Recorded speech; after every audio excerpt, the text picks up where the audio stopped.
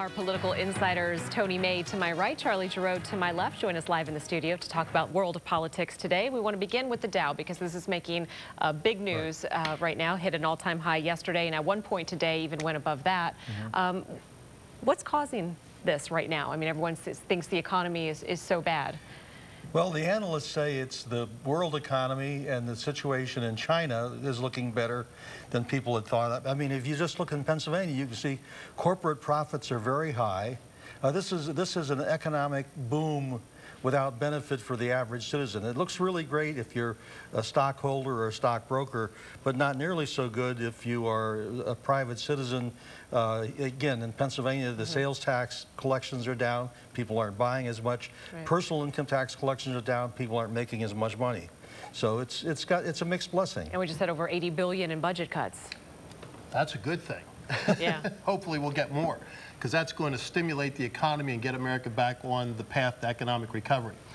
I hate to be the bearer of bad tidings, Tanya, but in a certain respect, the Dow isn't at an all-time high. That's when you adjust it for inflation. In fact, if you adjust it for inflation, it's below the 2007 level and significantly below the 2000 level even. The Standard & Poor's is not up even by hard numbers, much less as adjusted for inflation. And the NASDAQ is down almost 60% from its all-time high. So where is this coming from then? Well, I mean, the Dow is one small measure of the economy. It's not an overarching indication of the economy. Of course, and there's still a lot of concern, and I think Tony's right. It doesn't touch everybody. I'm glad the stock market's up. We all want the economy to do well, and perhaps it's a glimmer at the end of the tunnel. See what sequestration does for you? I know you have an answer to that, Tony. I know you have an answer to that. I think that basically what we see is an economy where the rich are getting richer and the poor just aren't doing very well at all, and that's not good for the overall economy in the long run. We need consumers to be able to go out and buy things again, and we aren't there yet. But most people have money in the market in some form or another, Tony. They may not directly hold equities, but they have money in the market in some form or another.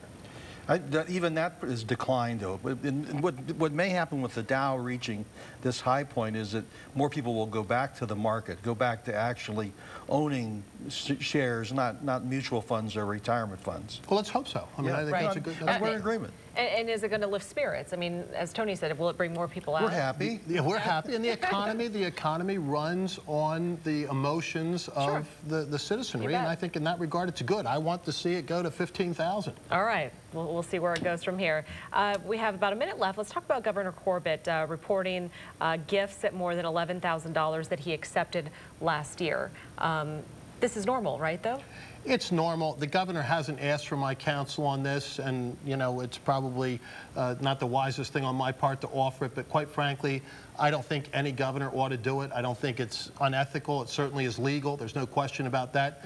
But I just think it's the appearance that gives you issues, and there's always somebody, you know, with your good friends down at the Democrat State Committee that are going to make an issue out of what is really a very small thing. So, you know, why do it in the first place and cause yourself the trouble? And these gifts, where are they coming from? Well, they're coming from the same sources. Everybody wants to give the governor a gift according to their ability to give. It might be a pound of candy. It might be the prime seats at a Steelers football game that are worth, you know, over $1,000. But I mean, I think Charlie and I agree here.